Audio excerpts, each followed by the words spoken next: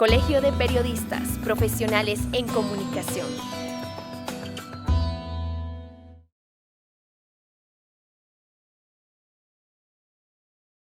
Manuel Canales, mi nombre, trabajo en National Geographic desde hace más de un año.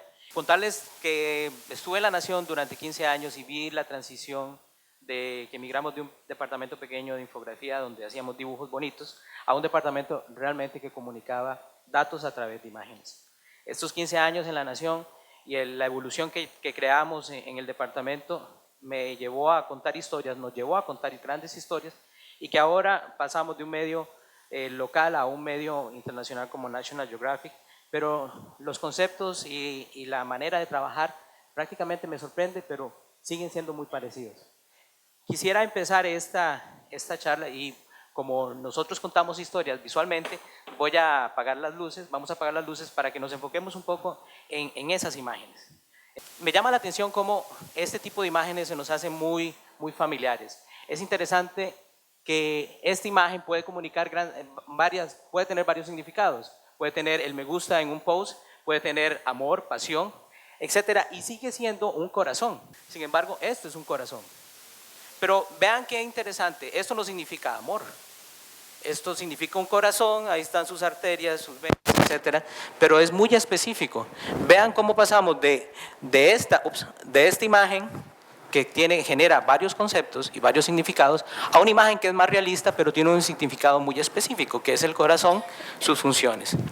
Volviendo al tema, vean el valor interesante del significado de estas imágenes. Hay una división. Siguiendo, estas imágenes en nuestro WhatsApp, en Facebook, etcétera, son muy comunes.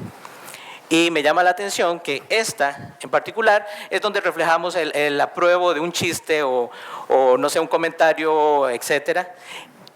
Y es que me muero de risa o, no sé, lágrimas de alegría, como literalmente es su traducción, o esta otra, que su traducción específica es decepcionado pero aliviado. Vean qué interesante, cómo esta imagen puede tener ese significado. Sin embargo, la gente lo utiliza para comunicar ese estado.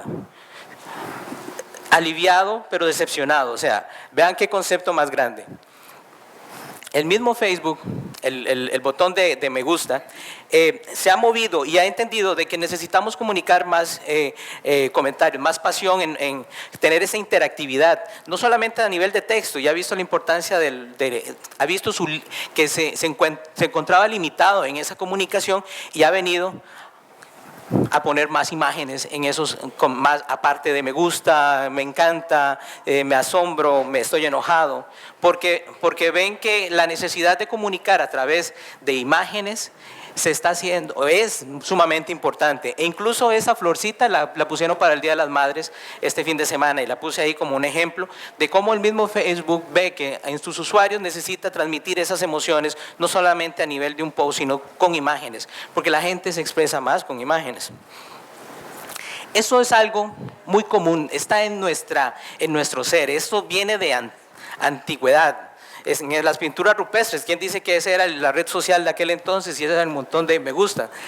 Pero el punto es que el comunicarnos con imágenes no es algo nuevo, lo hemos tenido siempre. Algunas imágenes se vuelven más complicadas porque necesitan contar historias más complicadas. Incluso en nuestro Mesoamérica también nos comunicábamos con este tipo de imágenes para contar historias, rituales, etcétera. En el Renacimiento, la iglesia también le pagó a un pintor de la época para que comunicara los pasajes de la Biblia a unos feligreses que no sabían leer. Como verán, vean qué interesante, aquellas manos podrían tener un montón de significados, pero este tiene un significado muy específico. Comenzamos a ver una diferencia del uso de imágenes. Esto me recuerda a una frase que escuchaba de Carajillo, ¿lo entendió o se lo dibujo? Es fácil, no, porque, ok, si usted me lo dice y no lo entiendo, usted me hace un dibujo para entender. ¿Por qué? Porque es más fácil entender a través de dibujos. ¿Y por qué no me lo explican con un dibujo de una vez? Porque es más fácil ver, es mejor enseñar que decirlo. Repito, no es nuevo, eso está en nuestro psique. Tanto así que esa frase la escucho desde que era un huila y todavía la seguimos usando.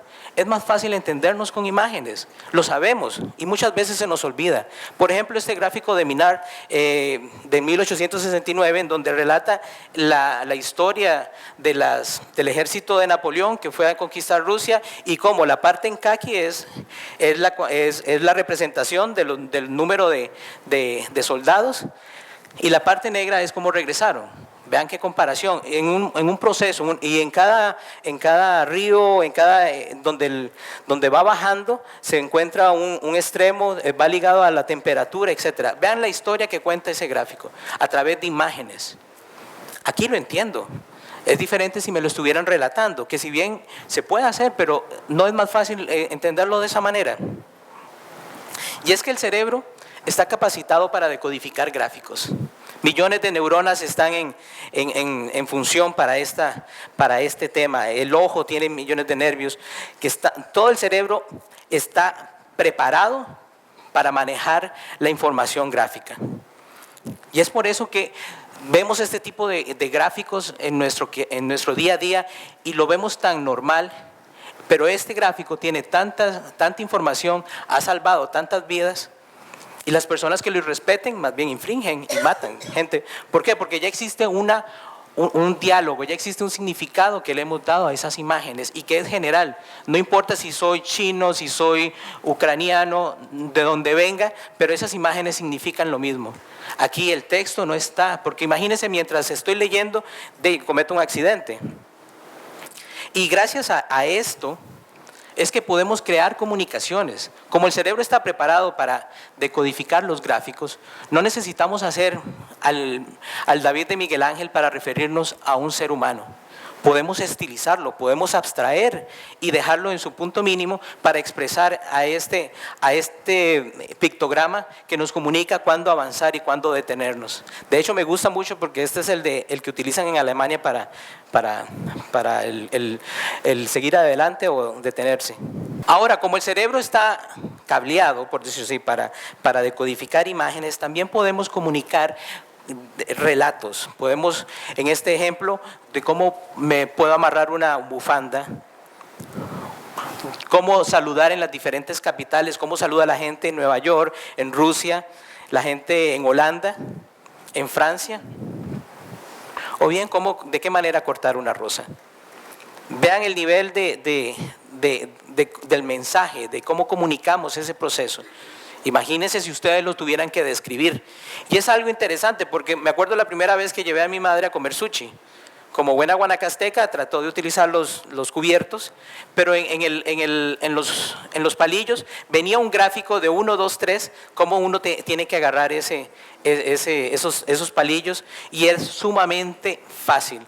Porque la mejor manera de enseñarle a alguien cómo manejar unos palillos es mostrándoselo, no diciéndolo cómo lo haga. O por lo menos a mí me sirvió más enseñándolo.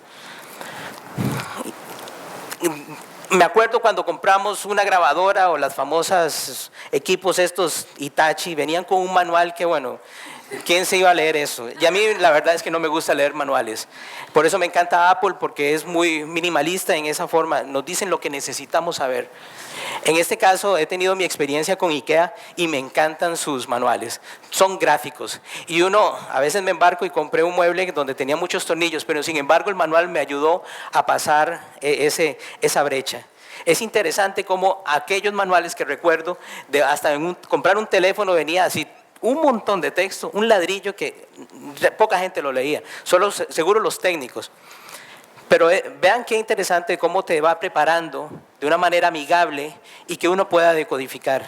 Cero diálogo. Y no estoy en contra de las palabras, pero también creo que en algunos momentos se necesita ser más directo y con imágenes podemos llegar a ello. Esta era la visualización del metro de Londres. Pero vean esa maraña de asuntos. También muchas veces las visualizaciones tienen que estar estructuradas. Y vean el cambio que utilizamos aplicándolo el método de abstracción. Porque el hecho que comuniquemos con imágenes tampoco necesariamente tenemos que ser tan específicos. Vimos cómo no necesitábamos el David de Miguel Ángel para comunicar en un semáforo cuándo proseguir, cuándo caminar y cuándo detenerse. Aquí no necesitamos ser tan realistas de la geografía, pero sí necesitamos esquematizar dónde se conectan las paradas, porque yo necesito ir de la línea morada a la línea azul y dónde se conectan. Recuerden cómo estaba antes, en este marañón de líneas de que si bien respetaba todos los accidentes geográficos, no comunicaba bien las cosas. Entonces hay que también tener ese cuidado de cómo comunicar visualmente. La abstracción en este caso nos ayuda a que el usuario interprete mejor esa comunicación. Y hoy por hoy es el estándar de metro, de metros, buses, etcétera, por su facilidad de comunicar. También el hecho de apoyarnos en lo gráfico nos ayuda también a comprobar hipótesis. Este mapa es del barrio Soho, donde ocurrió un brote de cólera, en donde el doctor John Snow compró este mapa y comenzó a anotar, a rayar todas las muertes que se daban a lo largo del brote. Entonces fue rayando casa por casa en donde había muertes, y al final de ella, él quería probar de que el brote de cólera, que hasta aquel entonces se pensaba que era a través del aire, él quería comprobar que era a través de agua contaminada. Pues comenzó a rayar en cada una de las casas y al final, como ven, en este sector es donde hay más muertes. Pues resulta que en y después puso todos los pozos de agua. En este pozo que está acá, había agua contaminada. Por esa razón, allá, no tenía, obviamente la gente sacaba el agua para sus casas de este pozo más cercano, y por esa razón era que la gente tenía más muertes en estos cuadrantes, en esta zona. Lo interesante es ver algunas cosas porque, si aquí está el pozo contaminado, ¿por qué existen algunas muertes como por acá? Y pues resulta que estos individuos cuando iban del trabajo a su casa, pasaban y tomaban agua de este pozo. Tener una información no es lo mismo que visualizarlo. Ahí tenemos una tabla en donde vemos cómo se comportó la Bolsa de Madrid a lo largo de unos meses, pero esta información el usuario tendría que leerla y después determinar, el mes más complicado fue el mes de mayo, pero es diferente a verla, a enseñarla. El ojo directamente ya sabe que en mayo es el mes donde la bolsa se movió más en comparación con los otros. Vean cómo determinamos con color la diferencia, incluso resaltamos, el mismo color nos ayuda a decodificar esto. ¿Por qué? Porque queremos mostrar que en mayo la bolsa tuvo un impacto, se vendieron unas minas, etcétera, Facebook bajó sus stocks y la gente está trabajando más, etcétera. El punto es que aquí estamos comunicando algo. Como ya lo explicó Fernando, es mejor enseñarlo a nivel de gráfico. Claro, él habló de cómo recolectar esta información. Ahora, una vez que tenemos esta información, ¿qué hacemos con ella? Lo mejor para llevarla al usuario es visualizarla. Y es que el cerebro actúa de esta manera. Al visualizarlo, entiende. Aquel ejercicio que nos toca desarrollar a la hora de leer, aquí lo estamos ayudando, ya lo estamos haciendo. Estamos llegándole más directo. El cerebro está interpretando esa información. No necesita hacer ese ejercicio acá. Nosotros se lo damos ya avanzado, más fácil de leer. Ese es el principio básico y me gustaría detenerme acá porque es sencillo y llegar hacia ello es algo que nosotros ya conocemos, pero se nos olvida. Lo gráfico es más fácil de traducir, de transformarlo en conocimiento. Las imágenes, vimos cómo interpretar unos colores nos ayudan a movernos a través de estas vías, de estas redes viales, cómo podemos detenernos, cómo podemos avanzar, e incluso cómo podemos llegar de un punto A a un punto B en un sistema de metro. Lo usamos, esta visualización de datos la vemos en nuestras aplicaciones. Esta era una que tomaba mucho cuando vivía acá, que el Waze es genial, porque entonces toda la gente está posteando está llenando esa tabla de información, pero el Waze no nos presenta una tabla de Excel, porque si no nos volvemos locos. Nos da un gráfico, nos avisa incluso con color cuáles son las vías más impactadas, y nos sugiere rutas, pero no te dice... tiene un sistema de audio también que te ayuda, pero te lo enseña. y es más fácil tomar una decisión, más cuando tenés 10 minutos para llegar a La Nación y hay un tráfico subiendo a Heredia ¿verdad? Por la León Nieto, o un tráiler parado en donde necesitas otras vías aledañas. Vean que este ejemplo del The Guardian, de cómo las paperas, measles, es paperas, ¿eh? No, sarampión, perdón. Sarampión.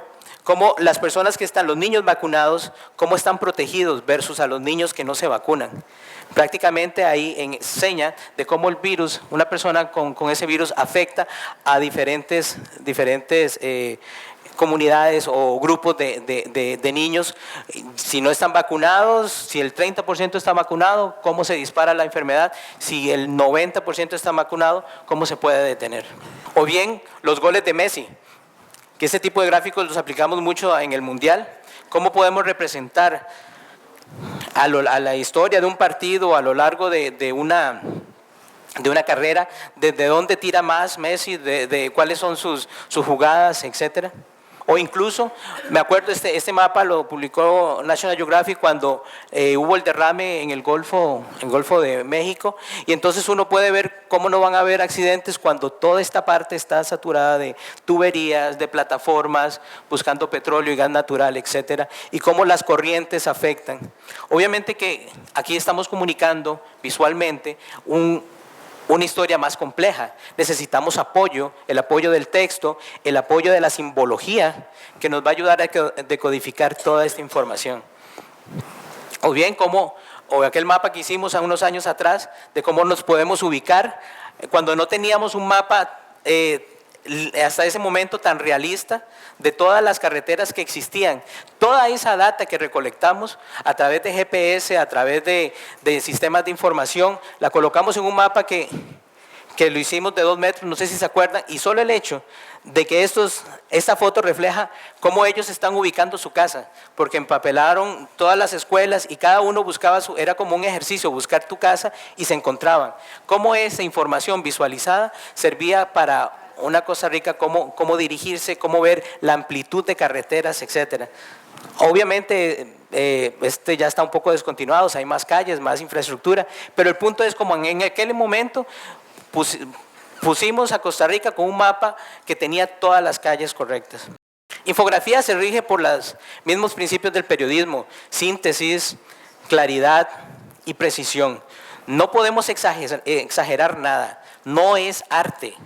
El hecho de que existan muchos infografistas que vengan de diseño publicitario no significa, o que sepamos dibujar, no significa que podemos exagerar la representación. Porque no es lo mismo que yo ponga un gráfico de barras, porque me gusta que tenga una perspectiva y lo hago como un edificio y lo comparo con una perspectiva, no sé, isométrica, etcétera. El usuario no va a poder ver esa relación. Tenemos que ser muy precisos, no podemos exagerar solamente porque se ve bonito. Tenemos que ser claros también, no podemos estar metiendo adornos solamente porque la página se ve muy cute. Tenemos que ser muy directos. Recuerden, imagínense el semáforo con un montón de florcitas a la par porque es que es primavera. Perdemos el foco, tenemos que comunicar con imágenes. Cada imagen que está ahí, por eso también es la síntesis, cada imagen que se presenta, los colores tienen que estar justificados. Podemos definir o podemos encontrar 2 tipos de infografía, que es la figurativa, que es la que guarda cierta similitud al objeto representado. Aquí como vimos con el corazón, cada objeto está hecho literalmente como es. No hay nada hecho al azar, no es que yo quiera poner este cerebro de esta manera porque se ve muy interesante, es porque así es. De mi compañero Fernando Batista, que es la Sagrada Familia, vista de una manera literal, cómo están sus cimientos y cuáles eran los puntos, incluso una línea de tiempo de cómo iba avanzando la obra y cómo iba a llegar a ser. Cada color significa, lo gris es lo que está por venir y lo caqui o lo café es lo que estaba hasta ese momento realizado. Es a mí que me encanta el jamón serrano, cómo cortan el jamón serrano. Yo creo que, imagínense que si tenemos que describirlo, no vamos a llegar a la precisión que enseñarlo. El valor de las imágenes. Aquí necesitamos ser muy precisos y vean el estilo que estamos colocando. Un estilo como con la comparación que vimos anteriormente del corazón, es que queremos marcar algo muy específico y muy definido. Me acuerdo cuando el Estadio Nacional se iba a inaugurar. Fuimos con los planos, los arquitectos de aquel entonces nos dieron los planos y era un arroz con mango. Algunos estaban hasta en chino, literalmente. El punto es que queríamos ser muy literales, queríamos desplegar esto a la población y enseñarles cómo iba a ser nuestro nuevo Estadio Nacional. Estábamos muy orgullosos del arreglo que habíamos hecho. Bueno, quién sabe cómo quedamos, pero el punto es que queríamos definir un montón de zonas que no se veían. Hicimos un corte, un trasluz, cómo iba a ser la nueva gramilla e incluso cómo fue el avance de las obras y cómo cambió la cara de San José, de la Sabana, en aquel momento. Nos quedamos sin parqueo, pero qué estadio más bonito. El sistema de cámaras, etcétera, cuánta gente intervino. Pero ven, esas imágenes no crean que están ahí porque son muy cool o porque son muy bonitas. Los colores que utilizamos fue porque necesitábamos destacar también esto, la nueva gramilla, el sistema de pistas, esta trasluz que le hicimos, este difuminado para ver este corte. Obviamente el estadio no está así, pero también queríamos comunicar qué hay por debajo de esto, algo que una foto no puede enseñar. Y fuimos muy específicos. Cada línea que se marca en este diagrama, en este gráfico, está hecha basado en los planos. Duramos mucho en hacerlo. O sea, el dibujo está ahí porque necesita ser así. El techo es de esa forma. Esta línea está ahí, o por lo menos estaba cuando lo hicimos. El punto es que el dibujo no es porque sea bonito o porque qué bárbaros, nos vamos a jalar un estadio así súper literal. Porque si quisiéramos ver cómo estaba el estadio, hubiéramos tomado una foto. Porque la foto ya nos lo enseña. En este caso, bueno, yo creo que no había terminado de haberse construido, estaba por inaugurarse, pero el punto es que todo está hecho preciso. Y ahora viene el sistema de la síntesis y la claridad del mensaje como tal. Ahora me dirían mis compañeros que está cargadísimo de información, pero ¿qué importa? Queríamos enseñarlo. Pongo como ejemplo de figurativa otro de los proyectos que a mí en particular me gustó montones, es poder ver un volcán por dentro, y no cualquier volcán, nuestro volcán. Explicar los principios de cómo Costa Rica tiene la cordillera volcánica por subducción. Si lo comenzamos a decir, yo creo que estando en el cole o en la escuela comenzaría a entrar en sueño, porque son conceptos un poco complicados, pero cuando uno lo explica, que es que la placa de coco se mete y comienza a hacer fricción con la de Caribe, genera calor y crea magma, el mismo que va subiendo a raíz de las grietas o de las zonas blandas de la roca y llega hasta la superficie. El poder hacer esto significó una búsqueda exhaustiva con los científicos del Opsicori, con don Guillermo Induni del ICE, que nos ayudó montones. Y yo me acuerdo trabajando con uno de los científicos del Opsicori, realizando este diagrama, tal cual. No porque él dijera, ay, démosle una curva como por acá, o mira, tirarle unas gotillas por ahí porque me gusta cómo se ve. No, cada diagrama, el cómo se mueve el magma, está basado en la descripción que él tiene, su conocimiento de las piedras e incluso estos pozos que se generan a lo largo de su movimiento del magma. No era aquel tubo que veía en la escuela que salía de aquí hay la cámara magmática y un tubo ahí directo. No, ese es otro tipo de volcán. Pero bueno, el punto es que este en particular se mueve de esa manera. Cada línea, cada movimiento, el color representa información.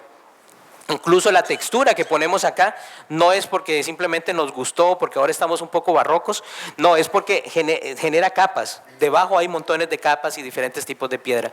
Como también la profundidad en la que se encuentra también fueron con base a los conocimientos que hasta en ese momento, y digo hasta ese momento, tenían los científicos del Opsicori, porque posiblemente ahora sepan más de esto. Esto es una historia viva, esto en cualquier momento puede actualizarse. Y este fue el gráfico que enseñamos o que comunicamos en unos pósters de Costa Rica, ciudad tierra de volcanes. Como verán, utilizamos la infografía figurativa para poder ver cómo la placa de cocos llega por acá y este zoom de cómo se mueve por dentro. Hasta este momento no se había hecho un gráfico de ese tipo y sobre todo acerca de un volcán nuestro.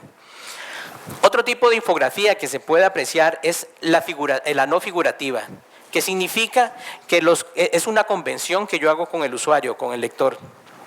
¿Por qué? Porque cada punto, cada color tiene un significado. Y este significado, a diferencia del magma que vemos, que nosotros lo vemos y sabemos que es magma porque lo estamos viendo muy literal, el color verde no es magma. El color verde puede significar, no sé, dólares.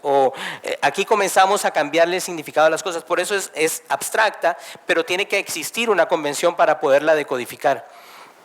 El sistema de las cárceles en Brasil, cómo ha aumentado de uno a otro, pero que existe un lenguaje para poder, una simbología para poder decodificar esta información. Como verán, aquí es otro tipo de historias. Ya no necesitamos o no podemos comunicar esto haciendo las cárceles literalmente como son. Aquí estamos hablando de la población. Entonces utilizamos la infografía figurativa, no figurativa, para poder expresar y manejar grandes cantidades de data y poder comparar. Algunas, por ejemplo, este gráfico lo coloco porque esta visualización en perspectiva no es muy cristiana, no es muy buena porque el punto es muy complicado comparar esto con esto. Ven cómo a veces nos volvemos un poco creativos y aparte que todo lo demás está muy bien visualizado y comparado, etcétera. Poner algunos gráficos en perspectiva no es bueno, pierdo la relación con las demás cosas. Este es un ejemplo, ahora que hablábamos de data, cuando hicimos un especial junto con Janina acerca de quienes entran a la UCR, esta era la base de datos que estaba manejando en aquel entonces, le decíamos el potrillo, trabajaba en el financiero, ya se me olvidó. El punto es que Alejandro Fernández, sí. Alejandro Fernández trabajó esto desde Chicago, me acuerdo, y siempre era un cambio, que me cambiaron la base de datos la gente de la UCR, que no sé qué. Y bueno, esta es la base de datos para que tengan una comparación, y esta es una de las páginas. Vean, no me acuerdo ni cuántas eran. Esta era la base de datos. Imagínense que, ya conseguimos la data. Genial, vamos a dársela al usuario. La ponemos ahí para que la gente la descarte, la pueda descargar. ¿Qué entiende el usuario en general o el lector? Se va a poner a comparar, a hacer los gráficos efectivos. La mejor manera de hacerlo es visualizarlo y comparar y ver, inclusive, si la gente de los colegios públicos ganan y acceden más a la UCR que los de privado. Pues resulta que después de nuestra infografía, comparaciones y demás, el resultado fue que proporcionalmente los colegios privados accesan más a la UCR que los públicos. Obviamente, si comparamos los colegios públicos versus los privados, la cantidad a nivel cuantitativo es mucho mayor, pero a nivel de proporción accesan más los colegios privados, por lo menos hasta aquel entonces. Vemos cómo pasamos de aquella tabla monstruosa a una representación más entendible, más digerible, pero obviamente tomando en cuenta esto, porque si yo le quito esta clave de color, el gráfico no pierde todo el significado, solamente se ve muy bonito en la página. Es importante cuando estamos hablando el tipo de infografía que utilicemos tiene que ser de acuerdo al mensaje y a la información que tengamos. Y me gusta más cuando podemos combinar las dos. En particular, empezamos un gráfico de esta manera. Eran ver los hipocentros, es un gráfico de hipocentros de cómo los temblores se generan abajo de la tierra y con ello pudimos ver esta curva y ver cómo la placa de cocos, en cada hipocentro es cuando la placa se está metiendo dentro de Caribe. Y con base a esto, que eso sería ya un gráfico abstracto, pudimos hacer un gráfico figurativo. ¿Por qué? Porque se entiende mejor cómo la placa de cocos se mete dentro de Caribe. El poder de la subducción y cómo, tirando líneas perpendiculares, podemos ver que donde hay más calor, obviamente, están los volcanes activos. Pasamos de aquel gráfico abstracto a un gráfico figurativo, haciendo una combinación que en particular me encanta este gráfico porque hasta ese momento no se había hecho algo similar en el país y pudimos darle eso a los escolares, a los colegiales para que entiendan mejor su contexto y lo transformen en conocimiento. Lo hacemos trabajando en equipo. No podemos preparar hoy en día las redacciones. No son como aquel one man, el hombre banda, que anda con los tambores no sé, el mono aquí haciendo todo el escándalo y haciendo todo. Algunos de los proyectos que he enseñado, que hicimos en Nación, tuvieron la riqueza de trabajo en equipo. Comenzamos a trabajar con la gente de Sistemas de Información Geográfica, que era un departamento que hasta aquel entonces estaba ligado al departamento de distribución. Ellos se encargaban de ver las rutas más efectivas para llevar el periódico, los periódicos. Trabajamos con periodistas de la mano con ellos que nos ayudaban a hacer la investigación y nos compartían sus fuentes. Y sobre todo, el infografista salió de las mesas de dibujo y comenzó a ir a la calle como un periodista más. Porque no podemos pretender, como les repito, después de 15 años yo vi cómo era el proceso antes y cómo lo es ahora. No podemos pretender que hace 15 años el periodista llegaba con un gráfico, no sé, clonado o bueno, escaneado del Newsweek y era redibujar ese gráfico y ponerlo ahí. Ahora nosotros buscábamos la información junto con ellos y entendíamos junto con ellos para poder crear este tipo de cosas. Yo divido esto en 5 eslabones que yo creo que la mayoría de los que antes me han escuchado están vigentes todavía. Lo primero ante un proceso es la lluvia de ideas. Pretender de que tenemos un proyecto, tenemos una idea de hacer un gráfico, etcétera. ¿Qué tipo de cosas podemos ver? ¿Por qué? Porque esta lluvia de ideas nos sirve para tener un norte, no ir a palos de ciego buscando qué es lo que encontrar. Lo segundo es buscar esa información, ir a campo, ver las bases de datos, comparar, etcétera, encontrar relaciones. Lo siguiente es verificar esta base de datos, verificar el boceto que teníamos, botarlo si no sirve o reforzarlo con nueva data. El cuarto paso sería la producción. Y como repito, esta producción se hace en equipo. Hoy por hoy no es solamente el impreso, es preparar un storyboard para la parte digital. Es cómo vamos a visualizar esto en redes sociales, cómo vamos a visualizar esto en la tablet o en el mobile, en el teléfono. Que hoy por hoy, en aquel entonces estábamos pensando en aplicaciones, pero la mejor manera es la parte del responsive. Ahora pensamos en responsive como el mejor modelo para poder hacer un solo despliegue digital y que se adecue a la plataforma que el usuario esté visualizando y que esté utilizando. Y lo último sería la parte de la publicación. La parte de la publicación, las partes de edición, velar que el contenido esté correcto, la ortografía, aunque no lo crean, los códigos, el QA, verificar que las transiciones, los elementos, los gráficos se desplieguen bien en la página, en el móvil, que es tan complicado, y después darle el publishing o imprimir la página o imprimir las planas en el periódico o revista. 5 pasos que los voy a compartir, que es muy básico, pero sin embargo, lo que me gusta ver de ellos es el trabajo en equipo. No podemos pretender poder ser los doña toda que manejamos códigos, manejamos edición, manejamos gráficos, etcétera. Tenemos que trabajar en equipo para poder llevar de mejor manera un mensaje visual o nuestro mensaje como tal. Me acuerdo que en el periódico en aquel entonces comenzamos a trabajar en conjunto con los periodistas y poniendo los créditos del periodista, a pesar de que la página era todo un gráfico. ¿Por qué? Porque ese era el reportaje. Olvidémonos que el reportaje es solamente la letra, lo escrito. El reportaje es cómo comunicamos esa información que tan arduamente hemos recolectado. cómo nuestro lector la va a decodificar también. Olvidémonos de los ladrillos de texto. El usuario no tiene mucho tiempo para decodificar esto. Quiero hablar de un proyecto que hicimos hace poco, retomando esos pasos. El primero, el boceto. Esos eran los bocetos originales para ver cómo íbamos a hablar era un especial de Yellowstone, y entonces queríamos hablar del volcán, cómo estaba, etcétera, y que se suponía que teníamos esta información de cómo era por dentro el famosísimo geyser Old Faithful.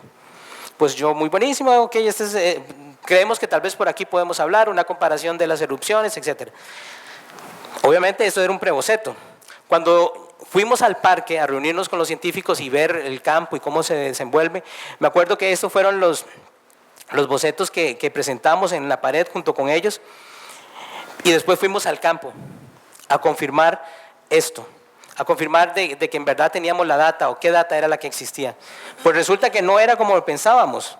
Primero, la pluma de magma había cambiado y comenzamos a ver este tipo de informaciones, bases de datos, y comparar. Algunos de los bocetos cambiaron completamente y generamos una nueva visualización. ¿Por qué? Porque resulta que este magma, como lo habíamos planteado, tenía que estar al otro lado. Entonces ya comenzamos a hacer un previo. La diferencia de trabajar en Nación a trabajar en National Geographic, creo que un poco los recursos, pero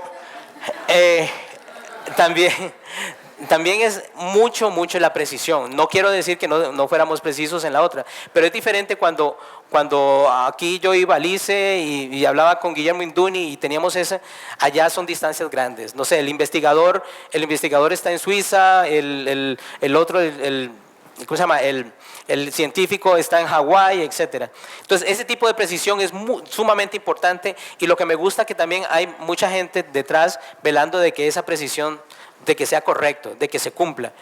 Y como todo, para lograr esa precisión hay mucho retroalimentación.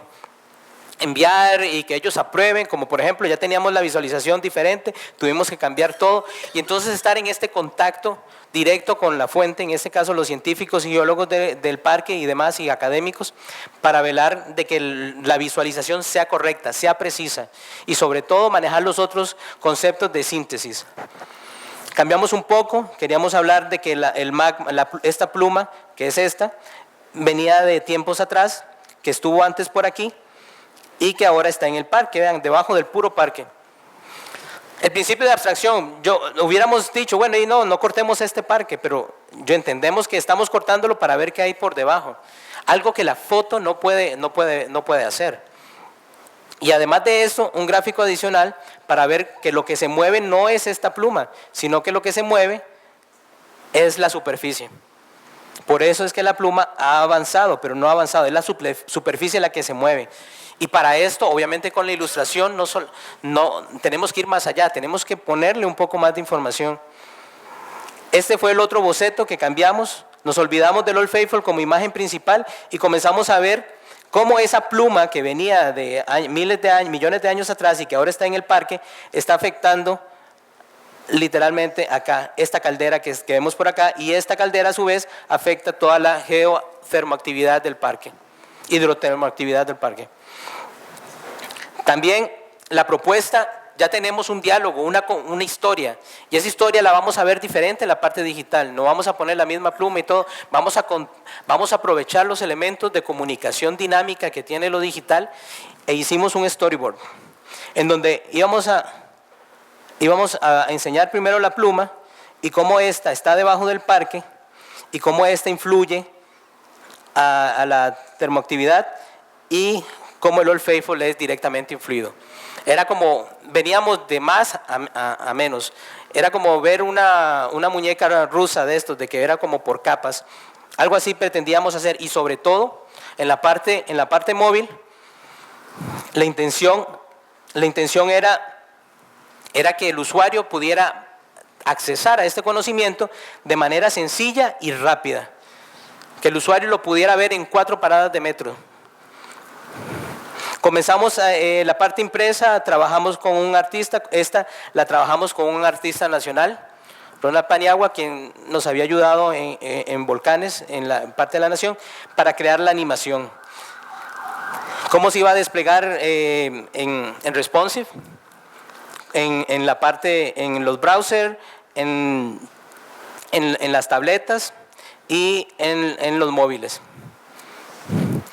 Y así fue como se iba a desplegar en la revista. Este es un tríptico y como vemos no podemos solamente contar con imágenes, porque nuestro mensaje es más complicado, pero sí aplicamos el principio de abstracción y editamos mucho.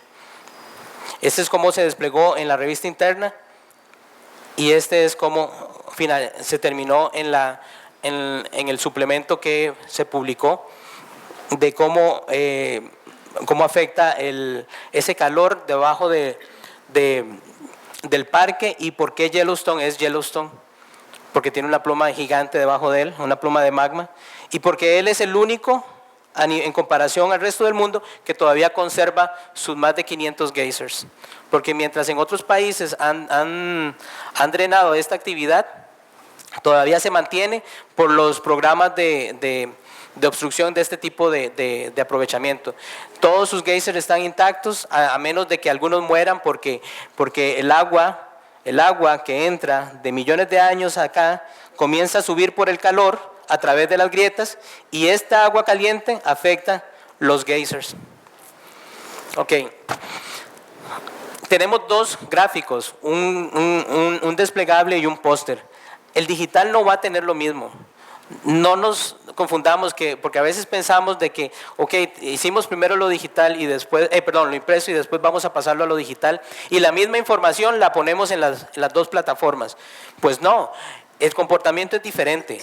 Este suplemento, espero, que la mayoría lo agarre y lo lea y lo cuelgue o lo tenga por ahí como alguna referencia. Pero en digital no tenemos primero el tiempo y después de que para algunas personas leer mucho en una pantalla tampoco genera muy buena experiencia. La idea es transformar todo este conocimiento y editarlo y dárselo al usuario de una manera diferente. Y es por eso que para el digital hicimos este especial, en donde empezábamos contando la historia, ¿verdad? ¿Qué es lo que pasa en Yellowstone? Debajo está la pluma. Y cómo esa pluma, que es inmensa, está afectando la parte del parque específicamente. Y cómo el agua que viene de los lados, a través de las grietas, va subiendo y va cargando toda esta actividad térmica. La versión en móvil, de que era como contar, era la misma historia, pero en un formato diferente.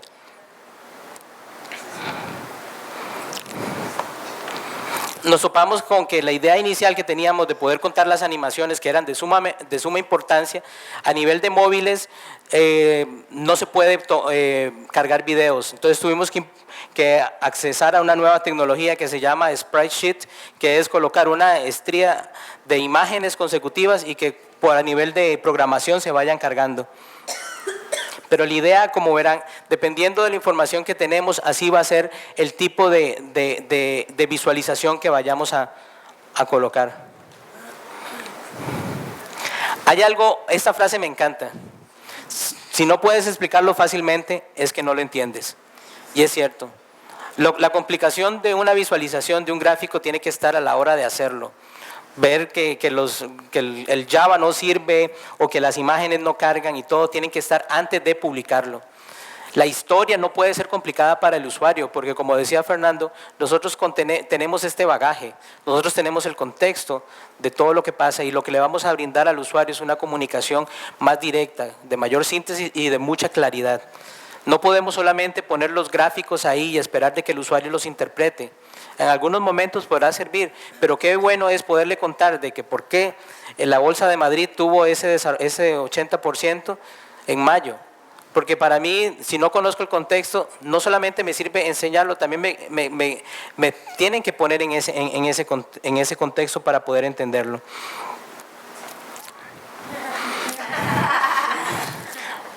Muchas gracias. Colegio de Periodistas Profesionales en Comunicación.